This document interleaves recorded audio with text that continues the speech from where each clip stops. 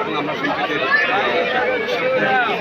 শুরু থেকে বাংলাদেশের মানুষ ফ্যাসিস্টের বিরুদ্ধে সবসময় আর আমরা যে কোনো অন্যায় অত্যাচারকে রুখে দিতে শুরু থেকে আমাদের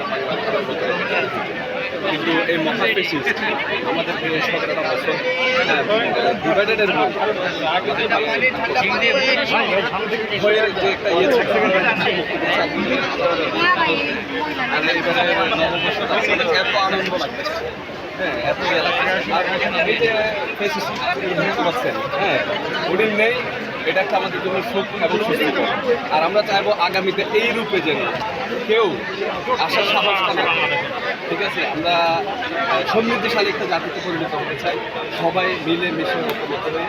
আর অতি অবশ্যই আমরা ডক্টর বিনোদ সরকারকে আগামী 5 বছর চাই, সেটা যেভাবে হোক, সেটা যেভাবে হোক না। আমরা দেখতে পাচ্ছি যে যারা তথাকথিত রাজনৈতিক দলগুলো আছে তারা যে কোনোভাবে আবার কোনো অবস্থা ফিরে যেতে চায়। আমরা কিন্তু ওই আগের জমিদারি প্রথা বা যেভাবে হোক আমরা ওই অবস্থায় যেতে চাই না।